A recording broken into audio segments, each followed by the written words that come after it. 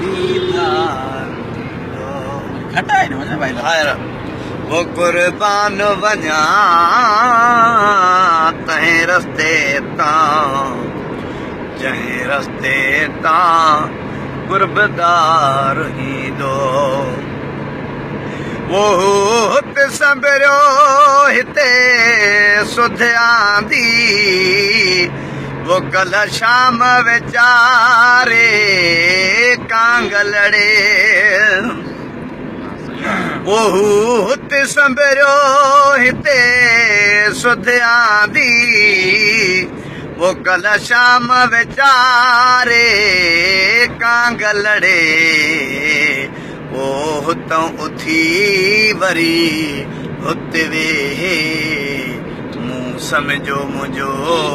दिलदार ईंदो वो कुर्बान वञा तंहिं रस्ते तां जंहिं रस्ते तां कुर्बदार ईंदो ओ जानिब खे अखियुनि में जायूं ॾियां वो किन सीनो विछाए सिज कयां ओ जानिब खे अखियुनि में जायूं ॾियां वो किन सीनो विछाए सिज कयां डोडी तो करे गुलाम मुस्तफा मौरूद दो चे मा ठाल के आइन बंद छा तो चे घर दो वठी वने ओ मुंहिंजो जान बुईंदो बुधो जंहिं वेले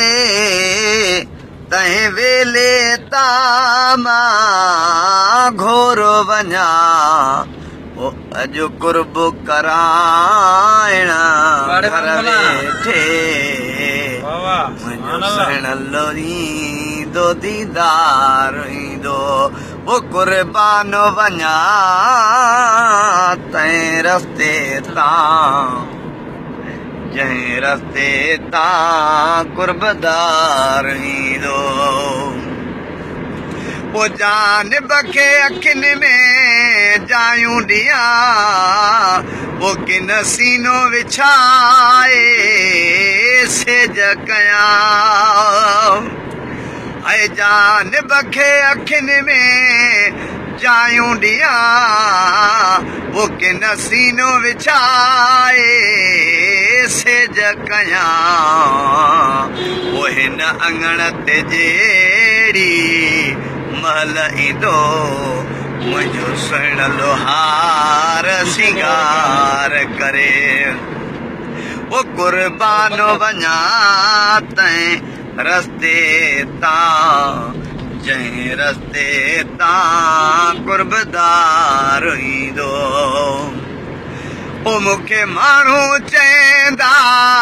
मुबारक अथई वो हिन गॾिजाणीअ जी गुलाम नबी ओ मूंखे माण्हू चवंदा मुबारक अथई वो हिन गॾिजाणीअ जी गुलाम नबी वो खिली चवंदुसि मां खैरो मुबारक आ इहो सुत ते सगोरो वार ईंदो वो कुर्बान वञा तंहिं रस्ते तां जंहिं रस्ते तां कुर्बदार ईंदो